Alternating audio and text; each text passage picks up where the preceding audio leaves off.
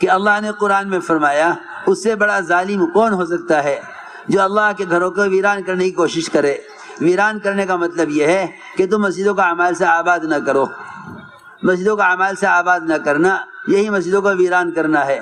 فرمایا قرآن میں اس سے بڑا ظالم کون ہو سکتا ہے جو مسجدوں کو ویران کرنے کی کوشش کرے، اس سے بڑا ظالم کون ہو سکتا ہے جو مسجدوں کو ویران کرنے کی کوشش کرے، اور اللہ کے یہاں اس سے زیادہ قابل اکرام کون ہو سکتا ہے جو مسجدوں کو آباد کرنے کی کوشش کرے۔ اس لیے یہ بات سب ذہن میں رکھیں کہ ہمارے گشت کا اصل موضوع، ہم مقام پر ہیں یا جماعت میں نکلے ہوئے ہیں، ہمارے گشت کا موضوع ایک ایک امتی کو دعوت دے کر مسجد کے ماحول میں لانا ہے، تاکہ مسجد کے ماحول سے دل ہدایت کی طرف پھریں۔ اس لیے کہ قرآن کی آیت کا مفہوم ہے کہ مسجدوں کے آباد کرنے والے یہی ہدایت یافتہ ہوں گے، اور اللہ رب العزت حدیث میں آتا ہے جس عذاب کا اللہ کے آسان طے ہو چکا ہے، اللہ تعالی مسجدوں کو آباد کرنے والوں کی وجہ سے اس عذاب کو ہٹا دیتے ہیں۔ اس لیے سب کے ذہن میں یہ بات رہے کہ ہمارے گشت کا اصل موضوع کسی طرح مسلمان کو مسجد کے ماحول میں لے آنا ہے۔ عبداللہ بن رواحہ، معاذ بن جبل سید العلماء، ابی بن کعب سید القراء، عمر بن الخطاب، ان سب کا معمول یہ تھا کہ یہ ایک ایک کی جاگے خوشامد کرتے تھے اور کہتے تھے مسجد میں عمل ہو رہا، آپ تشریف لے آویں۔ امام المحدثین ابو ہریرہ رضی اللہ تعالی عنہ یہ بھی مسجد سے باہر بازاروں میں ملاقاتیں کرتے تھے، خوشامد کرتے تھے لوگوں کی، کہتے تھے کہ مسجد میں تعلیم ہو رہی ہے، تم بازار میں کیوں ہو؟ میرے دوستوں عزیزوں، اصل میں بات یہ ہے ہمارے گشت کا موضوع صحابہ کی طرح ایمان کے سیکھنے کے عنوان پر ایمان کے حلقوں پر جمع کرنا ہے۔ ایمان سیکھنے کے عنوان پر ایمان کے حلقوں میں جمع کرنا صحابہ کی طرح ہمارے گشت کا موضوع ہے۔ تم جتنے بھی سن رہے ہو بات، سبھی عزم کرو کہ ہم اپنے گشت کو اس بنیاد پر لائیں گے، اپنے گشت کو اس بنیاد پر لائیں گے۔ جتنے مسجد سے باہر کے مادی نقشے پھیلے ہوئے ہیں، ان سارے نقشوں سے نہ ہونے اور محض اللہ کی ذات عالی سے ہونے کا یقین سیکھنے کے لیے بازاروں کے ماحول سے نکلنا پڑے گا، مسجد کے ماحول میں جمع ہونا پڑے گا۔ یہی ایمان کے سیکھنے کا سنت طریقہ ہے۔ عبداللہ بن رواحہ رضی اللہ تعالیٰ عنہ نے جب لوگوں کو جمع کیا مسجد میں اور یہ کہا آؤ ایمان لائیں گے، تو ایک صحابی نے جا کر حضور اکرم صلی اللہ علیہ وسلم سے عرض کیا کہ ہم ایمان لا چکے ہیں۔ ابن رواحہ کہتا ہے آؤ ایمان لائیں گے، یہ کون سے ایمان کی دعوت دے رہا، ہم تو ایمان لا چکے۔ حدیث تقریر سے یہ بات ثابت ہو گئی کہ حضور اکرم صلی اللہ علیہ وسلم نے فرمایا کہ اللہ رحم فرمائے ابن رواحہ پر کہ یہ مسجد میں ایمان کے حلقے قائم کرنا چاہتا ہے۔ خود حضور اکرم صلی اللہ علیہ وسلم صحابہ کے حلقے میں خود تشریف فرما ہوتے تھے اور اپنے صحابہ کو غیب کی باتیں بتلایا کرتے تھے۔ عملی طور پر بھی حضور اکرم صلی اللہ علیہ وسلم سے مسجد میں صحابہ کو جمع کر کے غیب کے تذکرے کرنا ثابت ہے۔ میں تم سے ضروری بات عرض کر رہا، ہر مسجد کی جماعت یہ طے کرے کہ ہمیں گشتوں کے ذریعے لوگوں کو مسجد کے ماحول میں لانا ہے، کیونکہ مسیح کی طرف قدم اٹھانا جہاد میں سے ہے۔ اللہ نے ہدایت کا وعدہ اپنے راستے کے جہد پر کیا ہے۔ جہاد محض قتال کرنے کو نہیں کہتے، بلکہ ہر وہ کوشش جس پر اللہ نے ہدایت کا وعدہ کیا ہے، اس کوشش کو جہاد کہتے ہیں۔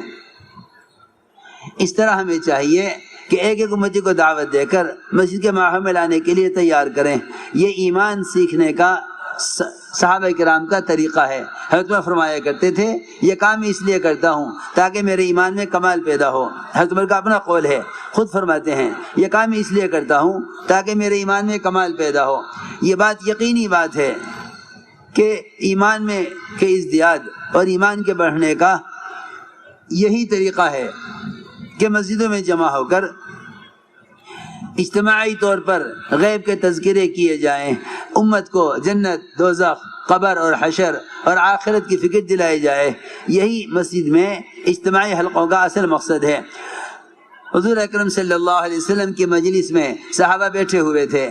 ایک آپ نے فرمایا جہنم کا ایندھن لوگ اور پتھر ہیں۔ ایک صحابی حلقہ میں بیٹھے ہوئے تھے، انہوں نے عرض کیا کہ جہنم کے پتھر اتنے بڑے بڑے ہوں گے کہ حجارت دنیا، کہ اشارہ کر کے کحجارۃ دنیا، اتنے بڑے بڑے پتھر ہوں گے جہنم کے۔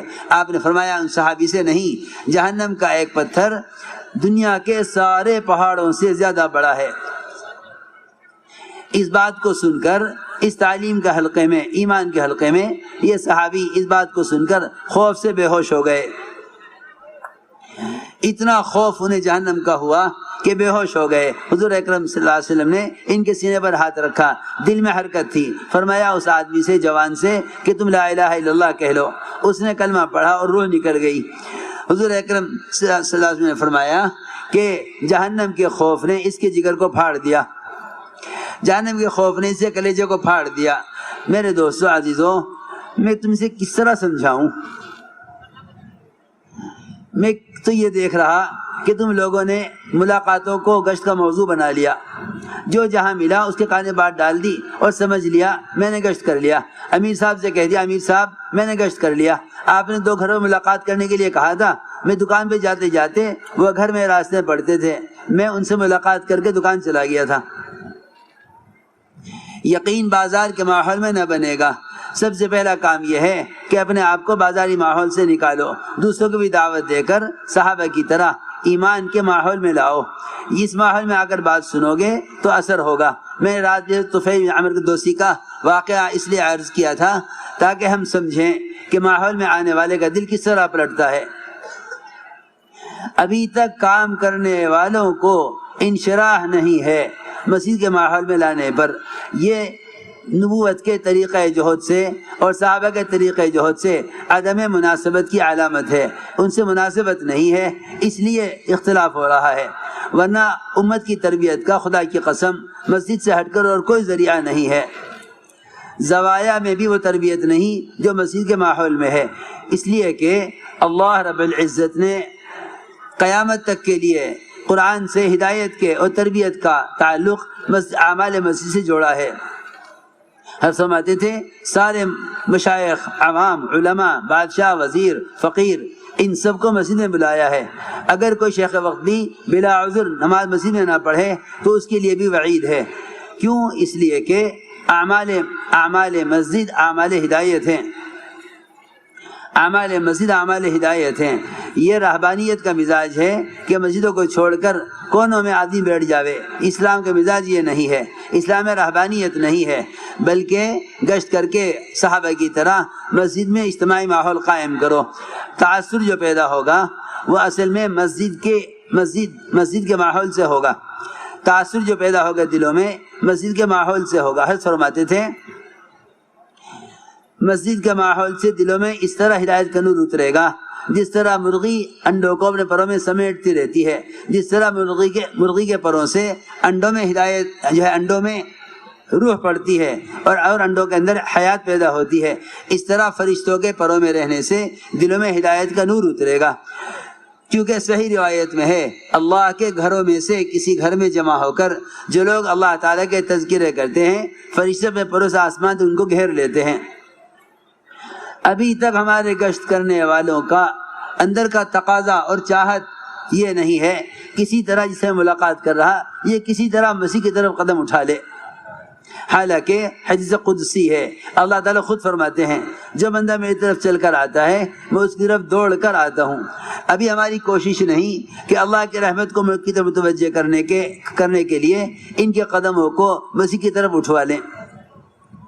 یہ جو میں نے عرض کیا جو قصہ عرض کیا ہے صحابی کا، یہ بتلانے کے لیے عرض کیا ہے کہ یہ کیفیت مسجد کے ماحول کے علاوہ کہیں بنے گی نہیں۔ اس زمانے میں جتنے آلات اور ذرائع سے دین کی باتوں کو پھیلایا جا رہا، یہ ہدایت کے ضابطوں سے، ہدایت کے طریقوں سے دوری کا سبب ہے، یہ ہدایت کے طریقوں سے دوری کا سبب ہے۔ جتنے نشر و اشاعت کے ذرائع استعمال ہو رہے ہیں دین کی باتوں کو پھیلانے کے لیے، یہ ہدایت کے طریقوں سے دوری پیدا ہو رہی ہے۔ نہیں میرے دوستو عزیزوں، یہ کوئی طریقہ ہدایت کا نہیں ہے، بلکہ ایک ایک امتی کو دعوت دے کر عمل کے ماحول میں لاؤ۔ حضرت فرماتے تھے تم گشت کر کے لوگوں کو اس طرح سمیٹو فرشتوں کے پروں میں جس طرح مرغی انڈوں کو اپنے پروں میں سمیٹ لیتی ہے۔ یہاں مرغی کے پروں سے انڈوں میں حیات پیدا ہوگی اور یہاں فرشتوں کے پروں سے دلوں میں ہدایت کا نور اترے گا۔ یہ صحابی اس حدیث کو سن کر، اس وعید کو سن کر بے ہوش ہو گئے۔ آپ نے ان کے سینے پر ہاتھ رکھا، فرمایا کلمہ پڑھ لو۔ کلمہ پڑھا، وفات ہو گئی، آپ کے مجلس میں انتقال ہو گیا۔ آپ نے فرمایا صحابہ سے کہ اللہ کے خوف نے، جہنم کے خوف نے اس کے کلیجے کو پھاڑ دیا ہے۔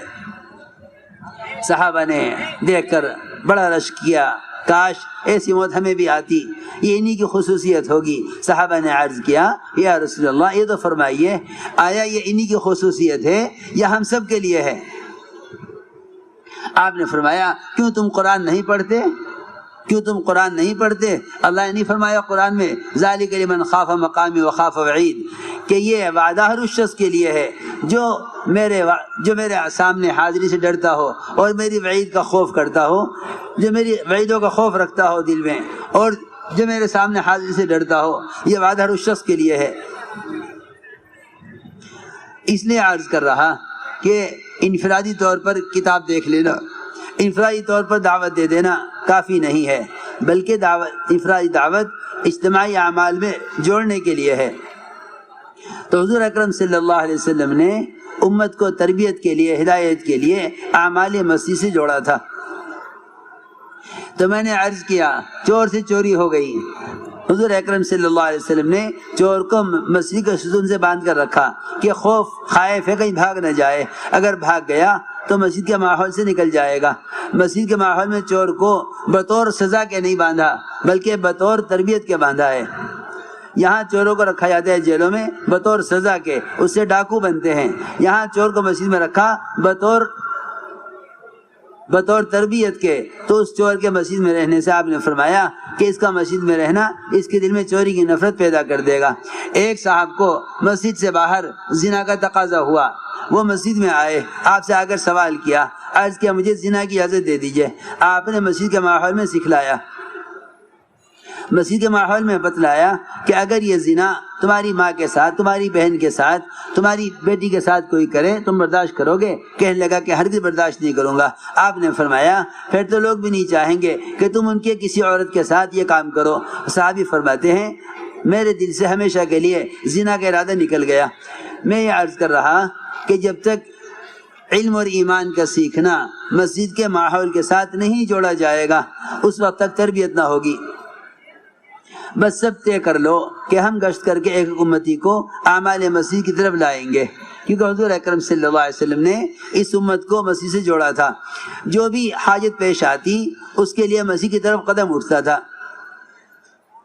ہم سب کا کام مزاج یہ بنا ہوا ہے، مقدمہ آ گیا وکیل کرنا ہے، بیماری آ گئی اسپتال جانا ہے، بچہ بیمار ہو گیا کلینک جانا ہے، قرضہ آ گیا بینک جانا ہے۔